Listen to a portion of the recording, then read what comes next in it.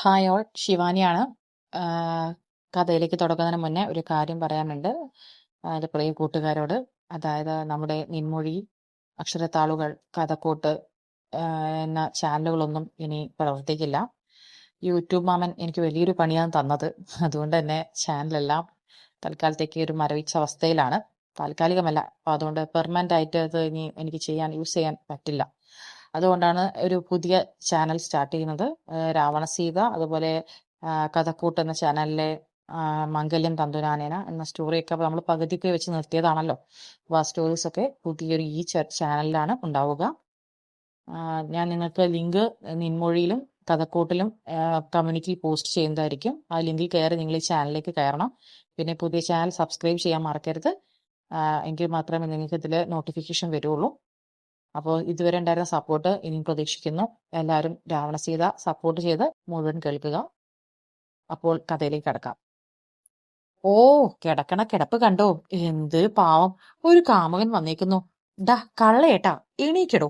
ഓടാൻ നിൽക്കും പോലെ കമിഴ്ന്ന് കിടന്ന് തലയിണയിൽ മുഖവും ശരിച്ചു കിടക്കുന്ന രുദ്രന്റെ നടുവും പുറവും നോക്കി കൈ തളർത്തി അടി കൊടുത്തു ദേവ. ഹൗ! കിടന്നയിടത്തു നിന്നൊന്ന് പുളഞ്ഞുപോയി അവൻ. ദേഷ്യത്തോടെ കണ്ണുകൾ വലിച്ചു തുറന്ന് തിരിഞ്ഞതും കണ്ടു ഇനിയും അടിക്കുന്നൊരു ഭാവത്തിൽ നിൽക്കുന്ന ദേവയെ. അവളുടെ പിറകിൽ ദേവിയുടെ അത്ര തന്നെ ദേഷ്യമില്ലെങ്കിലും മുഖവും വീർപ്പിച്ചു നിൽക്കുന്ന ലച്ചുവിനെ. രണ്ടും കൂടെ എന്നെ കൊല്ലുവോ? അഴിഞ്ഞു തുടങ്ങിയ മുണ്ട് മുറുക്കിയെടുത്ത് ദേവയും ലച്ചുവിനെയും ദേഷ്യത്തോടെ നോക്കി രുദ്രൻ. താനും ആ യാമിയും തമ്മിൽ ഇഷ്ടത്തിലാണോടോ? അത്രയും ദേഷ്യം വരുമ്പോൾ മാത്രം അവളുടെ വായിൽ ഏട്ടനെന്ന് വരില്ല എന്നവനറിയാം. ആണെങ്കിൽ രണ്ടുപേരെയും മാറി മാറി നോക്കി ചുണ്ടിൽ വിരിഞ്ഞ കള്ളച്ചിരി അവരിൽ നിന്ന് മറച്ചു വെച്ച് കൈകൾ പിണച്ചു കെട്ടിയവൻ ചോദിച്ചതും, അപ്പോ അവളെ പണ്ടേ വിട്ട കേസാണെന്നൊക്കെ പറഞ്ഞതോ? അവന്റെ മുഖത്ത് വല്ല കള്ളത്തരമുണ്ടോ എന്ന് സൂക്ഷ്മമായി ശ്രദ്ധിച്ചുകൊണ്ട് ദേവയുടെ ചോദ്യം വന്നതും മീശത്തൊമ്പൊന്ന് കഴിച്ച് ചെറുചിരിയോടെ തിരിഞ്ഞു രുദ്രൻ. പണ്ട് വിട്ടതാ, പക്ഷെ ഇപ്പോ വിടാൻ തോന്നില്ല. എന്താ പെണ്ണിന്റെ ഒരു ചേല്! ഹോ! യാമിക്ക് ദേവയ്ക്ക് ഒട്ടും ഇഷ്ടല്ല എന്നറിയുന്നവൻ അവളെ അത്രമേൽ ദേഷ്യം പിടിപ്പിച്ചു. അപ്പോ ഏട്ടൻ അവളുടെ ഭംഗി കണ്ടിട്ടാണോ അവളെ സ്നേഹിച്ചേ? അവനെ കത്തുന്നൊരു നോട്ടത്തോടെ നോക്കിക്കൊണ്ട് ദേവ ചോദിച്ചു. പിന്നല്ലാണ്ട് ഭംഗി കണ്ടിട്ട് തന്നെയാ. അപ്പോ അവളുടെ സ്വഭാവം നോക്കണ്ടേ? ജാടയാണ്, അഹങ്കാരിയാണ്. എനിക്കേ ഞാൻ പറഞ്ഞതല്ലേ. അത് നീ പറഞ്ഞല്ലേ. പിന്നെ ഈ പറഞ്ഞ സാധനമൊക്കെ നിനക്കുണ്ട്. നിനക്കത് മനസ്സിലാവാഞ്ഞിട്ടാ അല്ലേ ലച്ചു? ഇവൾക്കില്ലേ ജാട? കോളേജിൽ അച്ഛന്റെ കൂടെ കാറിൽ വന്നിറങ്ങുമ്പോ ഇവളുടെ മുഖം കണ്ടിട്ടില്ലേ? ആ കോളേജ് തന്നെ അവളുടെ തലയിലാണെന്ന് തോന്നും. നിനക്ക് തോന്നിയിട്ടില്ലേ? ദേവിയെ നോക്കാതെ ലച്ചുവിനെ നേർക്ക് തിരിഞ്ഞുകൊണ്ട് രുദ്രൻ പറയുമ്പോ ചെകുത്താനും കടലിൽ നടുക്ക് ആയതുപോലെ രണ്ടുപേരെയും നോക്കി ലച്ചു. രുദ്രൻ പറഞ്ഞതിൽ ഇത്തിരി കാര്യമില്ലാന്നില്ല. കോലോത്തെ കുട്ടിയാണെന്ന ഇത്തിരി ജാട ദേവയ്ക്കുണ്ട്. കോളേജിൽ അവളെ അടുത്തറിയാത്ത എല്ലാവർക്കും അവളൊരു അഹങ്കാരി തന്നെയാണ്. ദേവ ലച്ചുവിനെ തുറിച്ചു നോക്കുമ്പോൾ ലച്ചു അവളെ നോക്കി നിനക്ക് ജാടയൊന്നുമില്ലെന്ന പോലെ വിലങ്ങനെ തലയാട്ടി.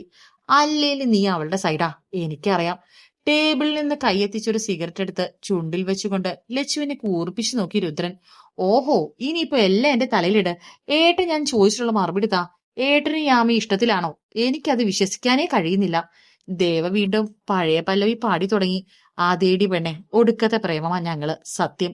ഒട്ടും പുഞ്ചിരിയില്ലാതെ അത്രയും കാര്യഭാവത്തിൽ രുദ്രൻ പറയുമ്പോ ഇനി ഇവൻ പറയുന്നത് സത്യാണോ എന്ന പോലെ പരസ്പരം നോക്കി ദേവയും ലച്ചുവും. അറിയാനുള്ളതൊക്കെ അറിഞ്ഞല്ലോ, എന്നാ രണ്ടുപേരും പോവാൻ നോക്ക്. ചോദ്യം ചെയ്യാൻ വന്നേക്കുന്നു കുരുപ്പോള്. രുദ്രൻ പറഞ്ഞതും രണ്ടുപേരും അവരെ നോക്കി ചുണ്ടുകൊട്ടി. ഓ, അറിയാനുള്ളതൊക്കെ അറിഞ്ഞു. ഇനി പറയാനുള്ളതങ്ങ് പറയാം. കൊച്ചു തമ്പുരാന്റെ കല്യാണം കുറിക്കാൻ പണിക്കര് 10 മണിയാവുമ്പോഴേക്കും വരുന്നുണ്ട്. അതുകൊണ്ട് എങ്ങോട്ടും മുങ്ങാതെ ഇവിടെ കാണണമെന്ന് അച്ഛമ്മ പറഞ്ഞു. അത് പറയാൻ വന്നാ ഞങ്ങള്. അവനെ നോക്കി അത്രയും പുച്ഛത്തോടെ പറഞ്ഞു ദേവ. അവന്റെ മുറിയിൽ നിന്നിറങ്ങി പോരുമ്പോൾ ലച്ചുവിന്റെ കയ്യിൽ മുറുകെ പിടിച്ചിരുന്നവൾ. അവന്റെ മനസ്സിലേക്ക് വീണ്ടും കല്യാണം എങ്ങനെ മുടക്കുമെന്ന ചിന്ത കടന്നു വന്നുകൊണ്ടേയിരുന്നു. അതിനിടയിൽ എപ്പോഴോ താൻ ആദ്യമായി അറിഞ്ഞ അധരങ്ങളുടെ മൃദുലതയും രുചിയും അവൻ ഒന്നുകൂടെ മനസ്സിൽ ഓർത്തെടുക്കാൻ ശ്രമിച്ചു. ഛേ, ആ പെണ്ണിനെ ഞാൻ കിസ് ചെയ്തോ? അവന്റെ ചുണ്ടിൽ കത്തിയിരുന്ന സിഗരറ്റ് ആഞ്ഞു വലിച്ചവൻ. ദേഷ്യം കൊണ്ടാവണം ആ മുഖമാകെ ചുവന്നു പോയിരിക്കുന്നു. മുടക്കണം, എങ്ങനെയെങ്കിലും കല്യാണം മുടക്കണം. പക്ഷേ അതിന് കാരണക്കാരൻ ഞാൻ ആവാനും പാടില്ല. എന്തു ചെയ്യും? എവിടുന്ന് തുടങ്ങും? അവന് ഭ്രാന്ത് പിടിക്കും പോലെ തോന്നി. മോർണിംഗ് സച്ചു. ഫ്രഷായി ബാത്റൂമിൽ നിന്നിറങ്ങി വരുന്നവൻ മുന്നിൽ ചായക്കപ്പുമായി നിൽക്കുന്ന യാമയെ കണ്ടെങ്കിലും അവളെ നോക്കാതെ മുഖം വെട്ടിച്ച് തിരിഞ്ഞു. റൂമിൽ നിന്നിറങ്ങാൻ നിന്നും അവന്റെ കയ്യിൽ മുറുകെ പിടിച്ചു യാമി. പ്ലീസ് സച്ചു, പിണങ്ങല്ലേ. അവനെ നോക്കി കണ്ണു ചുരുക്കി യാമി പറയുമ്പോൾ ആ കൈത്തട്ടി എറിഞ്ഞു അവൻ. ഞാൻ നിന്റെ ആരാ യാമി? സച്ചു ദേഷ്യത്തോട് ചോദിക്കുമ്പോൾ അവൻ നോക്കി നിന്നേയുള്ളൂ അവൾ. ഒരു ബ്രദറിന്റെ കൂടുതൽ ഞാൻ നിന്റെ ഒരു ഫ്രണ്ട് ആയിരുന്നില്ലേ യാമി? നീ പറഞ്ഞിട്ടല്ലേ ഞാനാണ് നിന്റെ ബെസ്റ്റ് ഫ്രണ്ട് എന്ന്. എന്നിട്ട് ഇന്നലെ നടന്നെന്താ? നിനക്കവൻ ഇഷ്ടമാണെന്ന് മറ്റുള്ളവർ പറഞ്ഞിട്ട് വേണോ ഞാനും ഡാഡിയും അമ്മയും ഒക്കെ അറിയാൻ? ഡാഡിക്കും അമ്മയ്ക്കും ഏസും അതൊരു പ്രശ്നമാവില്ലായിരിക്കും, പക്ഷേ എനിക്ക് അങ്ങനെയല്ല. ദേഷ്യമല്ല, പരിഭവമാണ്. അവൾക്കൊരു ഇഷ്ടമുള്ളത് അവൾ വന്ന് പറഞ്ഞിരുന്നെങ്കിൽ, അവളായി പറഞ്ഞിരുന്നെങ്കിൽ ഒരു പക്ഷെ തനിക്ക് ഇത്രയ്ക്ക് ദേഷ്യവും സങ്കടം വരില്ലായിരുന്നു. സച്ചു സച്ചു പറയുന്നൊന്ന് കേൾക്ക്. നിങ്ങളൊന്നും വിചാരിക്കും പോലെ അല്ല കാര്യങ്ങള്. അവൾ അവന്റെ അടുത്തേക്ക് വന്നുകൊണ്ട് പറയുമ്പോൾ ഇനി ഇവനെ കൊണ്ട് തന്നെ രക്ഷിക്കാൻ പറ്റൂ എന്നൊരു ഉറപ്പുണ്ടായിരുന്നു അവളിൽ. എനിക്കൊന്നും കേൾക്കണ്ട യാമി, നീ പോയേ. അവൻ പറയുമ്പോൾ ദേഷ്യത്തോടെ അവനെ നോക്കിയവൾ. അല്ല, ഞാനൊരു കാര്യം ചോദിക്കട്ടെ, എന്താ നിന്റെ പ്ലാൻ? അവനെയും കെട്ടി ഇവിടെ അങ്ങ് കൂടാമെന്നാണോ? അതോ അവനെയും കൂട്ടി നീ ഞങ്ങളുടെ കൂടെ വരുവോ? അവന്റെ ചുണ്ടിൽ പരിഹാസമോ പുച്ഛമോ അങ്ങനെ എന്തൊക്കെയോ ആണിപ്പോ. സച്ചു എനിക്ക് ഞാൻ സച്ചു യാമി വന്നേ, പണിക്കര് വന്നിട്ടുണ്ട്. എത്ര നേരായി രണ്ടിനെയും വിളിക്കുന്നു. രാധ അവരുടെ അടുത്തേക്ക് വന്നുകൊണ്ട് പറയുമ്പോൾ യാമിയെ നോക്കി താഴേക്കിറങ്ങി സച്ചു. ആ സമയം അവന്റെ മിഴികൾ തന്റെ പ്രിയപ്പെട്ട എന്തിനെയോ തിരഞ്ഞുകൊണ്ടിരുന്നു. അവൻ പോകും നോക്കി നിന്ന യാമിയുടെ മനസ്സ് അസ്വസ്ഥമായി. നീ എന്തോ നോക്കി നിൽക്കുവാ, ഇങ്ങോട്ട് വാ, എല്ലാരും നിന്നെ അന്വേഷിക്കുന്നുണ്ട്. രാധ കുഞ്ഞൊരു പുഞ്ചിരിയുടെ അവളുടെ കയ്യിൽ പിടിച്ചു പറഞ്ഞതും യാമി സച്ചു പോകും നോക്കി ഒരു നിശ്വാസത്തോടെ അമ്മയുടെ കൂടെ താഴേക്കിറങ്ങി. ഹാളിൽ എല്ലാവരും ഉണ്ട്. ഇന്ദ്രൻ, സീത, അച്ചമ്മ, സിദ്ധു, രാധ. സച്ചു രാധയ്ക്കടുത്തായി. യാമി അല്പം മാറി ചുമരിൽ ചാരി. ദേവിയും വിളിച്ചു. എവിടെ രുദ്രൻ, എവിടെ? അവനെ അങ്ങ് വിളിച്ച ദേവാ. അച്ചമ്മ ചുറ്റുമൊന്ന് നോക്കി പറയുമ്പോൾ ലച്ചു ദേവിയെ നോക്കി. ഒരു വട്ടം വിളിച്ചതല്ലേ, ഇനി എനിക്കങ്ങ് വയ്യ പോവാൻ, വേണേ വരട്ടെ. ചുണ്ടിലൊരു പുച്ഛത്തോടെ ലച്ചു പാത്രം കേൾക്കവേ ദേവ പറയുമ്പോൾ അവളെ നോക്കി നിശ്വസിച്ച് ലച്ചു മുകളിലെ പടികൾ കയറി. മുകളിലേ കയറുമ്പോൾ തന്നെ പിന്തുടരുന്ന ആ തിളക്കമുള്ള മിഴികളെ അവൾ മനഃപൂർവ്വം കണ്ടില്ലെന്നടിച്ചു. എന്നാൽ അവന്റെ മിഴികളിൽ അവൾ മാത്രം നിറഞ്ഞു നിന്നു. എല്ലാവരുടെയും ലച്ചു, അവന്റെ ദേവ. അല്പസമയത്തിനകം ലച്ചു താഴേക്ക് വരുമ്പോൾ എല്ലാവരുടെ മിഴികളും ലച്ചുവിന്റെ കൂടെ വരുന്നവരിൽ മാത്രം തങ്ങി നിന്നു. ഒരു കോഫി ബ്രൗൺ ഫുൾ സ്ലീവ് ഷർട്ടും അതേ കരയുള്ള മുണ്ടുമാണ് അവന്റെ വേഷം. മുഖത്ത് താല്പര്യമില്ലായ്മ നിറഞ്ഞു നിൽക്കുന്നുണ്ട്. എങ്കിലും അവന്റെ ഭംഗിക്ക് ഒരു കോട്ടവുമില്ല. അവന്റെ നോട്ടം ആദ്യം ചെന്നെത്തിയത് ഇന്ദ്രനിലാണ്. ഇന്ദ്രനും ആ നിമിഷം അവനെ ഒന്ന് നോക്കി. പരസ്പരം മിഴികളൊന്ന് കോർത്ത നിമിഷം രണ്ടുപേരും പൊടുന്നനെ അവയെ പിടിച്ചുകെട്ടി മറ്റെങ്ങോ നോക്കി നിന്നു. അച്ഛന്റെയും മകന്റെയും അകൽച്ചയിൽ മനസ്സ് വിങ്ങിയ ഒരു അമ്മയായി സീതയും. യാമി അവൻ അത്രയും ദേഷ്യത്തോടെ ഒന്ന് നോക്കി. തന്നിലേക്ക് ചേർന്ന് നിന്ന അവന്റെ ഭാരവും ചുടുശ്വാസവും ഗന്ധവും ഇപ്പോഴും ഒരു തന്നിൽ ഉള്ളതുപോലെ. ആ നിമിഷം അവന്റെ നോട്ടവും അവളിലെത്തി. അവളുടെ ആ ഇളം റോസ് അതരങ്ങൾ ഇന്ന് ഒന്നുകൂടെ ചുവന്നു പോയെടുത്ത പോലെ. അവന്റെ ചുണ്ടിൽ അവൻ പോലും അറിയാതൊരു ചിരി തത്തിക്കളിച്ചു. അത് പുറത്തു വരാതിരിക്കാൻ അവൻ അവളെയും ശ്രമിക്കുന്നുണ്ട്. എന്നാൽ അവന്റെ ചിരി അത് തന്നെ കളിയാക്കുന്നാണെന്ന് യാമിക്ക് തോന്നിയത്. എന്തിനുള്ള സമയമാണ് വേണ്ടത് തമ്പുരാട്ടിയമ്മേ? നിശ്ചയത്തിനോ വിവാഹത്തിനോ? അയാൾ പുഞ്ചിരിയോട് ചോദിക്കുമ്പോൾ എല്ലാവരും ഒന്നും മിണ്ടാതെ പരസ്പരം നോക്കി. ഇനിയിപ്പോ നിശ്ചയൊന്നും വേണ്ട, കല്യാണത്തിനുള്ള സമയം നോക്കിയാൽ മതി പണിക്കരെ. തമ്പുരാട്ടിയമ്മ പറഞ്ഞതും യാമിയും രുദ്രനും പരസ്പരം നോക്കി. എന്തൊക്കെയോ വെപ്രാളവും ടെൻഷനും അവരിൽ നിറഞ്ഞു. അയാൾ സമയം നോക്കാനായി നിന്നും എനിക്കൊരു കാര്യം പറയാനുണ്ട്. പെട്ടെന്ന് മൗനത്തെ ഭേദിച്ചുകൊണ്ട് സിദ്ധു പറയുമ്പോൾ എല്ലാരും അയാളെ തന്നെ നോക്കി. പറയടോ, എന്താ കാര്യം? ഇന്ദ്രൻ പുഞ്ചിരിയോട് ചോദിച്ചതും സിദ്ധു അവിടെയുള്ള എല്ലാവരെയും ഒന്ന് നോക്കി. ഇന്നലെ രാത്രി തന്റെ മകൻ പറഞ്ഞൊരു ആഗ്രഹം അത് എല്ലാവരോടുമായി പറയുമ്പോൾ അവന്റെ മനസ്സ് തകരും വിധം ആരും ഒന്നും പറയല്ലേ എന്ന് മാത്രമായിരുന്നു സിദ്ധുവിന്റെ മനസ്സ് മുഴുവൻ. എന്റെ പണ്ട് മുതലുള്ള ഒരു ആഗ്രഹമാണ് എന്റെ രണ്ടു മക്കളുടെ കല്യാണം ഒരു ദിവസം ഒരേ പന്തലിൽ വെച്ച് നടത്തണം എന്നത്. ഇതിപ്പോ ഇങ്ങനെയൊക്കെ ആയ സ്ഥിതിക്ക് ദേവയെ ഞങ്ങൾക്ക് തരൂ ഇന്ദ്രേട്ടാ, പൊന്നു പോലെ നോക്കിക്കോളാം ഞങ്ങൾ. സിദ്ധു പറയുമ്പോൾ ചെറിയൊരു ഞെട്ടൽ എല്ലാവരിലും ഉണ്ടായി. എങ്കിലും കൂടുതൽ ഞെട്ടിയത് ദേവയും ലച്ചുമാണ്. മറന്നെന്ന് സ്വയം വിശ്വസിച്ച ദേവയുടെ ഹൃദയത്തിലേക്ക് നിമിഷ നേരം കൊണ്ടാണ് അവളുടെ പ്രിയപ്പെട്ടവന്റെ മുഖം തെളിഞ്ഞു വന്നത്.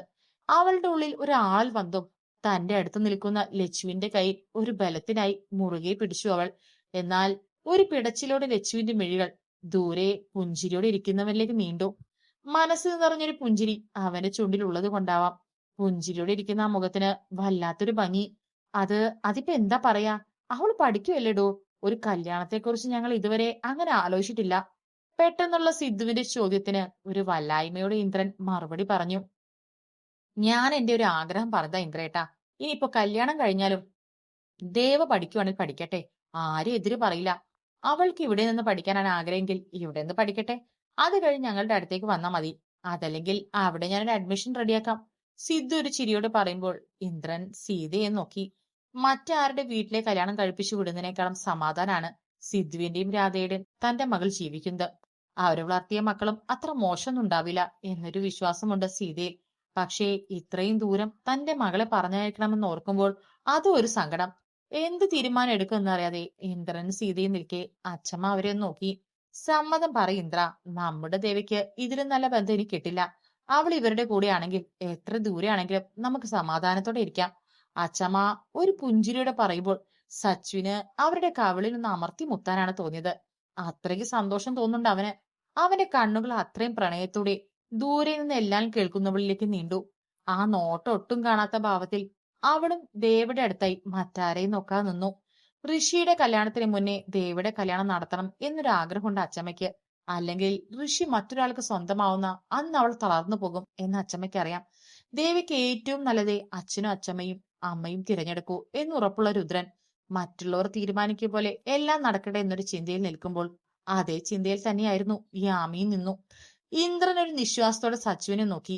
സച്ചുവിന്റെ നോട്ടം ദേവിയും ലച്ചുവും നിൽക്കുന്ന ഭാഗത്തൊക്കെയാണെന്ന് കാണേ കുഞ്ഞൊരു പുഞ്ചിരിയോടെ ഇന്ദ്രൻ ഒന്നുകൂടെ കസാരയിലേക്ക് നിവർന്നിരുന്നു. എനിക്ക് സമ്മതക്കുറവൊന്നും ഇല്ലടോ, പക്ഷേ അവളുടെ ജീവിതത്തിലെ പ്രധാനപ്പെട്ട ഒരു കാര്യമല്ലേ, എന്താന്ന് വെച്ചാ അവള് തീരുമാനിക്കട്ടെ. ഇന്ദ്രൻ പറയെ എല്ലാവരുടെ കണ്ണുകളും അവളുടെ മറുപടിക്കായി ദേവയിലേക്ക് നീണ്ടു. സച്ചുവിന്റെ മിഴികൾ അപ്പോഴും ചെന്നെത്തുന്നത് ലച്ചുവിലും. ലച്ചു എന്തിനാ വിറയ്ക്കുന്നു? ശരീരം ഐസ് പോലെ തണുത്തു പോയിരിക്കുന്നു. അവളുടെ കയ്യിൽ മുറുകെ പിടിച്ച ദേവയ്ക്കത് പെട്ടെന്ന് തന്നെ മനസ്സിലായി. ദേവ സംശയഭാവത്തോടെ അവളെ ചെരിഞ്ഞു നോക്കിയതും നീട്ടിയൊരു ഹോൺ മുഴക്കത്തോടെ വീടിന് മുന്നിലേക്ക് ഒരു കാർ വന്ന് നിർത്തിയതും പറഞ്ഞുകൊണ്ടിരുന്ന വിഷയം വിട്ട് എല്ലാരും കാറിൽ നിന്ന് വരുന്ന ആരാണെന്ന് നോക്കി. പുഞ്ചിരിയോടെ കാറിൽ നിന്നിറങ്ങുന്ന അപ്പുമാമയെയും സിത്തു ആന്റിയെയും കാണേ ദേവയുടെ മിഴികൾ അനുസരണയില്ലാതെ മറ്റൊരുവനും തിരിഞ്ഞു. കാറിൽ നിന്നും പുഞ്ചിരിയോടെ ഇറങ്ങി വരുന്നവനെ കാണേ ഒരു പിടച്ചിലൂടെ മുഖം വെട്ടിച്ചു അവൾ. ആ കാഴ്ച ലച്ചുവിന്റെ മിഴികൾ ഒപ്പിയെടുക്കുമ്പോൾ ദൂരെ സച്ചുവിന്റെ മിഴികൾ ലച്ചുവിനെ മാത്രം നോക്കി പുഞ്ചിരിച്ചു. ഞങ്ങൾ വരാൻ വൈകിയില്ലല്ലോ? അപ്പുമാമ അവരുടെ അടുത്തേക്ക് വന്നുകൊണ്ട് ചോദിച്ചു. അവരുടെ പിന്നാലെ ഒരു ലൈറ്റ് പിങ്ക് സ്ലീവ്ലെസ് കുർത്തയും വൈറ്റ് പലാസോ പാൻസും ഇട്ട് സിത്തുവും ഓഫ് വൈറ്റ് പാൻസും ഫുൾ സ്ലീവ് ഡാർക്ക് ബ്ലൂ ഷർട്ടും ഇട്ട് അത്രയും ഭംഗിയുള്ള ഒരു പുഞ്ചിരിയോടെ സിത്തുവിന്റെ കൂടെ അകത്തേ കയറി ഋഷി.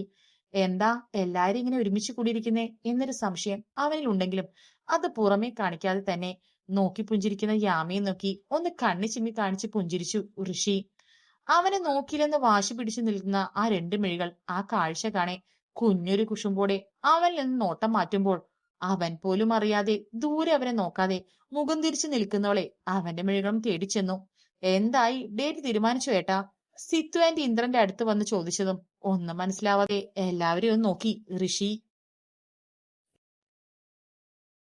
ഇവൻ നോക്കുന്നത് കണ്ടില്ലേട്ടാ, ഇവനോടൊന്നും ഇതുവരെ ഞങ്ങൾ പറഞ്ഞിട്ടില്ല, ഒരു സർപ്രൈസ് ആയിക്കോട്ടെ എന്ന് കരുതി. ഋഷി, നമ്മുടെ രുദ്രന്റെ കല്യാണം ഉറപ്പിക്കാൻ പോവാ ഇന്ന്. പെണ്ണാരാണെന്ന് കേട്ട് നീ ശരിക്കും ഞെട്ടും അല്ലേ രുദ്ര? ഋഷിയെ നോക്കി സിത്തു പറഞ്ഞൊരു പുഞ്ചിരിയുടെ രുദ്രനെ നോക്കുമ്പോൾ വരുത്തി തീർത്തൊരു പുഞ്ചിരി അവനും തിരികെ നൽകി. എന്നാൽ അമ്മ പറയുമ്പോൾ ഋഷിയുടെ നോട്ടം പോയത് ദേവിയുടെ അടുത്ത് നിൽക്കുന്ന ലച്ചുവിന് നേർക്കാണ്. രുദ്രനെ കൊണ്ട് ലച്ചുവിനെ വിവാഹം ചെയ്യിപ്പിക്കണം, അപ്പോ എപ്പോഴും നമ്മുടെ കൺവെട്ട് തന്നെ ഉണ്ടാവൂലോ എന്നൊരു സംസാരം ഇടയ്ക്കെപ്പോഴോ അച്ഛനും അമ്മയ്ക്കിടയിൽ ഉണ്ടായിരുന്നു. ഓർത്തുപോയി അവൻ. രുദ്രനെ അത്രയ്ക്ക് ഇഷ്ടമല്ലെങ്കിലും ഈ വീട്ടിൽ ലച്ചു ഹാപ്പി ആയിരിക്കുമെന്ന് ഋഷിക്ക് അറിയാം. മാത്രമല്ല ലച്ചുവിനോട് രുദ്രൻ ഇതുവരെ ദേഷ്യപ്പെട്ടിട്ടില്ല. എപ്പോഴും നല്ല സ്നേഹത്തിലാണ് അവൻ അവളോട് സംസാരിക്കുക. അതല്ല ഓർക്കേണ്ട, ഇനിയിപ്പോ രുദ്രൻ ലച്ചുവിനെ കെട്ടിയാലും കുഴപ്പമില്ല എന്ന പോലെ മൗനം സമ്മതം പോലെ മിണ്ടാതെ പുഞ്ചിരിയോടെ നിന്നു ഋഷി. രുദ്രന്റെ പെണ്ണ് ആരാന്നറിയാം നിനക്ക്? ദേ നിൽക്കുന്ന യാമി. അവന്റെ അച്ഛൻ പറയുന്ന കേൾക്കെ ഒരു ഞെട്ടലോടെ ഋഷി യാമിയെ നോക്കി. ആ നിമിഷം ദേവ അവനെ നോക്കി നിന്നു. ആ കണ്ണിൽ നിരാശയോ സങ്കടമോ അങ്ങനെ എന്തെങ്കിലും ഉണ്ടോ എന്നവൾ അത്ര സൂക്ഷ്മമായി നോക്കി. ഇല്ല, സങ്കടമില്ല, നിരാശ ഒട്ടുമില്ല. ഇപ്പോ ഉള്ളത് കേട്ട വാർത്ത ശരിയാണോ തെറ്റാണോ എന്നൊരു ഞെട്ടൽ മാത്രം. ഏട്ടന് യാമി ഇഷ്ടത്തിലാണെന്ന് കേട്ടപ്പോ എനിക്ക് തോന്നിയത് പോലൊരു ഞെട്ടൽ, അതിൽ കൂടുതലൊന്നും ആ മുഖത്തില്ല. ദേവ അവനെ തന്നെ നോക്കി ഉറപ്പിച്ചു. യാമി? ഋഷി വിശ്വാസം വരാതെ വിളിച്ചതും പിന്നെ പറയാം അവന് മാത്രം മനസ്സിലാകും പോലെ ചുണ്ടനക്കി അവൾ. അവൻ പിന്നെ ഒന്നും സംസാരിക്കാൻ ഇല്ലാത്തതുപോലെ മിണ്ടാതെ ഇരുന്നു. എന്നിട്ട് എന്നത്തേക്കാ ഡേറ്റ് തീരുമാനമായില്ലേ? അപ്പു വീണ്ടും ചോദിച്ചു. ദിവസം നോക്കുന്നേ ഉള്ളൂടോ, അതിനിടയിൽ വേറൊരു തീരുമാനം കൂടി ഉണ്ടായി. അതിനെക്കുറിച്ച് സംസാരിക്കുവാനായിരുന്നു ഞങ്ങൾ. ഇന്ദ്രൻ ഒരു പുഞ്ചിരിയോടെ പറയുമ്പോൾ സിത്തുവിന്റെയും അപ്പുവിന്റെയും നെറ്റി സംശയഭാവത്തിൽ ഒന്ന് ചുളുങ്ങി. എല്ലാരും വന്ന സ്ഥിതിക്ക് ഇനി പറ മോളെ, നിനക്ക് സച്ചുവിനെ കല്യാണം കഴിക്കാൻ സമ്മതമാണോ? പെട്ടെന്ന് ഇന്ദ്രൻ ചോദിക്കുമ്പോൾ വീണ്ടും സച്ചുവിന്റെ മിഴികൾ ലച്ചുവിലേക്ക് നീണ്ടു. ദേവയുടെയും ഋഷിയുടെയും മിഴികൾ ഒരു നിമിഷത്തേക്ക് മാത്രം ഒന്ന് പരസ്പരം മുടക്കി. അവനെ നോക്കിയ മിഴികളെ ശാസിച്ച് നോട്ടം മാറ്റി ദേവ. എന്നാൽ ഋഷിയുടെ മിഴികൾ ഇപ്പോഴും അവളിൽ കുരുങ്ങി നിന്നു. ഇഷ്ടമാണെന്ന് പറഞ്ഞ് പിറകെ നടന്നു കവളിൽ അവൾ ചേർത്ത് വെച്ച ആദ്യ ചുംബനവും തന്നെ തിരിഞ്ഞു നോക്കി ഓടിപ്പോകുന്നോളെ. അവസാനം എനിക്ക് വേറൊരു ഇഷ്ടമുണ്ടെന്ന് പറഞ്ഞ് അവളെ ഒഴിവാക്കുമ്പോൾ കരഞ്ഞ് തന്റെ അടുത്തുനിന്ന് പോയതും പിന്നെയുള്ള അവളുടെ ആ കരഞ്ഞു വീർത്ത മുഖവും വീഴാൻ പോയപ്പോ അവളുടെ ഇടുപ്പിലൂടെ ചുറ്റിപ്പിടിച്ച് അവളെ തന്റെ നെഞ്ചോട് ചേർത്ത് നിർത്തിയതും എല്ലാം ഒരു നിമിഷം അവന്റെ ഉള്ളിലൂടെ കടന്നു പോകവേ ഒരാളലോടെ അവളെ തന്നെ നോക്കി നിന്നവൻ. അവൾ സമ്മതിക്കില്ല, എനിക്കറിയാം. അല്ലെങ്കിൽ തന്നെ അവള് സമ്മതിച്ച എനിക്കെന്താ? ഞാൻ അവളെ വേണ്ടെന്ന് പറഞ്ഞല്ലേ? ഇഷ്ടല്ലെന്നൊരു 100 തവണ അവളോട് പറഞ്ഞിട്ടില്ലേ? പിന്നെന്താ? ഒന്നുമില്ല. അവള് സമ്മതിച്ചാലും ഇല്ലെങ്കിൽ എനിക്കൊന്നുമില്ല. അവൻ അവനോട് തന്നെ പറഞ്ഞുകൊണ്ടേയിരുന്നു. അപ്പോഴും എന്തിനോ ഹൃദയം വല്ലാതെ മിടിച്ചു പോകുന്നു. ചെന്നിയിലേക്ക് വിയർപ്പ് കണങ്ങൾ ഒഴുകി വരുന്നു. നിന്നിടന്നും എഴുന്നേറ്റ് നിൽക്കാൻ കഴിയാതെ അവന്റെ കൈയും കാലും എന്തിനോ വിറച്ചു പോകുന്നു. പറ മോളെ, നിങ്ങളുടെ മകളായിട്ട് വരാൻ നിനക്ക് സമ്മതമാണോ? സിദ്ധു ചോദിക്കുമ്പോൾ അവളുടെ മിഴികൾ സീതയെ നോക്കി. എന്തും ധൈര്യമായി പറഞ്ഞു എന്ന പോലെ 2 കണ്ണും ചിമ്മി കാണിച്ചു സീത. അവളൊരു ദീർഘശ്വാസം എടുത്ത് എല്ലാവരും നോക്കി. ഋഷിയുടെ മിഴികളിൽ ദേവ തിരിഞ്ഞുകൊണ്ടിരിക്കുന്ന ആ നിരാശയെ സങ്കടവും ഇപ്പോ തെളിഞ്ഞു കാണുന്നുണ്ട്. പക്ഷെ അത് ദേവ കാണുന്നില്ല, ആരും കാണുന്നില്ല. അതവൻ മനോഹരമായി പുഞ്ചിരി കൊണ്ട് മറച്ചു വെച്ചിരിക്കുന്നു. ഒരൊറ്റ തവണ അവന്റെ മുന്നിൽ ജയിക്കണമെന്ന് ഉറപ്പിച്ചവൾ. ഇനിയും അവന്റെ സ്നേഹത്തിന് വേണ്ടി താൻ കാത്തിരിക്കാതെ യാചിക്കാതെ ഇരിക്കണമെങ്കിൽ ഇതാണ് നല്ലത്. അല്ലെങ്കിൽ ഞാൻ ഇനിയും അവന് മുന്നിൽ തോറ്റുപോകും, പിറകെ നടന്നു പോകും ദേവ. അതിനി ഉണ്ടാവരുത്. അതിനി ഇതാണ് നല്ലത്. അച്ഛനും അമ്മയ്ക്കും ഇഷ്ടാണെങ്കിൽ എനിക്ക് സമ്മതം. ആരെയും നോക്കാതെ തലയും താഴ്ത്തി ദേവ പറഞ്ഞു. ലച്ചുവിനെ മാത്രം നോക്കി നിന്നവൻ, അവളുടെ സമ്മതത്തിന് വേണ്ടി കാത്തിരുന്നവൻ കേട്ടത് വിശ്വസിക്കാൻ കഴിയാത്ത ഒരു ഞെട്ടലോടെ ലച്ചുവിന്റെ അടുത്ത് നിൽക്കുന്ന ദേവയെ നോക്കി. എല്ലാവരുടെ ചുണ്ടിലും ഒരു കുഞ്ഞു പുഞ്ചിരി തെളിഞ്ഞു. എങ്കിൽ ബലം നഷ്ടപ്പെട്ടതുപോലെ ഋഷിയുടെ കയ്യിൽ നിന്ന് അവൻ പോലും അറിയാതെ അവന്റെ മൊബൈൽ ഫോൺ നിലത്തേക്ക് വീണത് പെട്ടെന്നായിരുന്നു. അവൻ മുഖത്തെ പതർച്ച മറച്ചു വെച്ച് ഒരു പുഞ്ചിരിയോടെ എല്ലാവരെയും നോക്കി ആ ഫോൺ കുനിഞ്ഞെടുക്കുമ്പോൾ അവന്റെ മിഴികൾ ദേഷ്യത്തോടെയും പരിഭവത്തോടെയും ദേവയെ നോക്കി. എന്തിനെന്നോ ഏതിനെന്നോ അറിയാത്ത ഒരു ദേഷ്യം അവന്റെ ഉള്ളിൽ നിറഞ്ഞു. എതിർക്കാനോ എതിർക്കാതിരിക്കാനോ കഴിയാത്തൊരവസ്ഥയിൽ ഋഷി നിൽക്കുമ്പോൾ മുന്നിൽ നടക്കുന്ന എന്തെന്ന് പോലും മനസ്സിലാവാതെ താൻ ഇത്രയും ദിവസം തെറ്റിദ്ധരിക്കപ്പെടുകയായിരുന്നോ എന്നൊരു ചിന്തയിൽ സച്ചു ലച്ചുവിനെ ദേഷ്യത്തോടെ നോക്കി. ലച്ചു അവനിൽ നിന്ന് മറഞ്ഞു നിൽക്കും പോലെ അവനെ തന്നെ കാണാത്ത വിധത്തിൽ അച്ചമ്മയുടെ മറവിലേക്ക് മാറി നിന്നു. ദേവ മുറുകെ പിടിച്ച കൈകൾ ശക്തിയില്ലാതെ കുഴഞ്ഞു പോകും പോലെ തോന്നി അവൾക്ക്. ദേവയുടെ സമ്മതം കേൾക്കെ എന്തിനു തനിക്ക് ഇങ്ങനെ നോവണം എന്നറിയാതെ ലച്ചുവും പകച്ചു പോകുന്നു. 2 ദിവസം കൊണ്ട് ഒരാൾക്കൊരാളുടെ പ്രണയം തോന്നുമോ? ഇല്ല, തോന്നില്ല. ഇതെന്റെ വെറും ഒരു തോന്നൽ മാത്രമാണ്.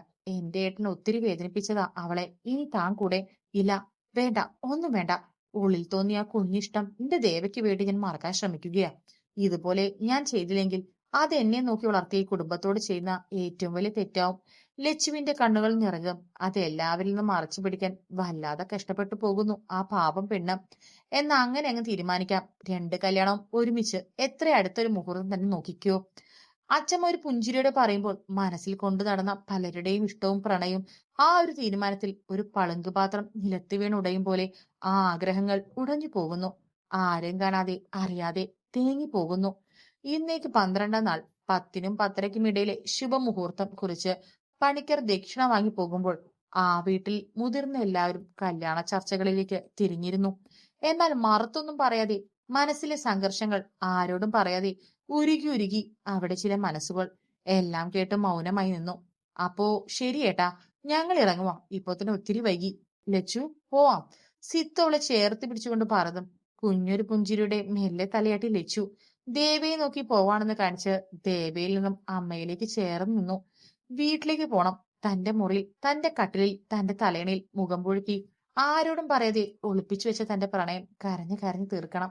എല്ലാവരുടെയും മിഴികൾ കൊണ്ട് യാത്ര പറയെ തന്നെ വല്ലാത്തൊരു ദേഷ്യത്തിൽ നോക്കുന്ന സച്ചുവിനെ കണ്ടതും പെട്ടെന്ന് തല താഴ്ത്തി സിത്തുവിന്റെ മറവിലേക്ക് ചേർന്നിന്നു ലച്ചു. നീ വരുന്നില്ലേടാ? ദേവയെ നോക്കി നിൽക്കുന്നവരെ തോളിൽ ഒന്ന് അടിച്ചുകൊണ്ട് അച്ഛൻ പറയെ. ഒരു പുഞ്ചിരിയോടെ എല്ലാവരും നോക്കിയവൻ, ആ വരുവാ. അവന്റെ മിഴികൾ വീണ്ടും അനുസരണക്കേട് കാണിക്കുന്നു. അവളെ തേടി പോകുന്നു. അവളിലേക്ക് നോട്ടം എത്തുന്നേയുള്ളൂ. ഇത്രയും കാലം തന്റെ മുന്നിൽ നടന്നവൾ വിലവെക്കാതെ നടന്നതിന് ദൈവം തന്ന ശിക്ഷ പോലെ അവന്റെ നെഞ്ചു നീറിപ്പോകുന്നു. എന്നാൽ അവൻ നോക്കുന്നത് അറിയുന്നുണ്ടെങ്കിലും ഒന്ന് തിരിഞ്ഞു പോലും നോക്കാതെ മറ്റെങ്ങോ നോക്കി നിന്നു. ദേവാ. പടികൾ ഇറങ്ങി മുറ്റത്തേക്ക് ഇറങ്ങുമ്പോഴും അനുസരണയില്ലാതെ അവന്റെ മിഴികളൊന്ന് തിരിഞ്ഞു നോക്കി. തന്നെ മാത്രം നോക്കുന്ന ആ മിഴികൾ തന്റെ നോട്ടം കാണെ ഒന്ന് പിടഞ്ഞു പോകുന്നതും വാശിയുടെ മുഖം വെട്ടിച്ച് അകത്തേക്ക് നടക്കുന്നതും കാണെ ഋഷിയൊന്ന് നിശ്വസിച്ച് കാറിലേക്ക് കയറി. പിൻസീറ്റിൽ കണ്ണുകൾ അടച്ച സീറ്റിലേക്ക് ചാരിയിരിക്കുന്ന ലച്ചുവിനെ ഒന്ന് നോക്കിയവന്റെ നെറ്റിയൊന്ന് ചുളിഞ്ഞു. എങ്കിലും ഒന്നും മിണ്ടാതെ വണ്ടി സ്റ്റാർട്ട് ചെയ്തു. ആ കാർ ഗേറ്റും കടന്ന് പോകുമ്പോൾ ഉമ്മർത്ത് സച്ചു ഇനി മുന്നോട്ട് എന്ത് ചെയ്യണമെന്ന് അറിയാതെ ഉയർന്ന മനസ്സുമായി നിന്നു. എന്നാൽ മുകളിലേക്ക് ഓടിപ്പോയവൾ താൻ മറ്റൊരാൾക്ക് സ്വന്തമാവുമെന്ന് അറിയുന്ന ഈ അവസാന നിമിഷമെങ്കിലും അവൻ തന്നെ വേണമെന്ന് പറഞ്ഞിരുന്നെങ്കിൽ എന്ന് കൊതിച്ചുപോയ പ്രതീക്ഷിച്ചു പോയ ഹൃദയത്തോട് പരിഭവിച്ചു പോകുമ്പോൾ മുഖം തലയണയിൽ പൂഴ്ത്തി ശബ്ദമില്ലാതെ അവൾ എന്തിനൊക്കെയോ തേങ്ങിപ്പോയി.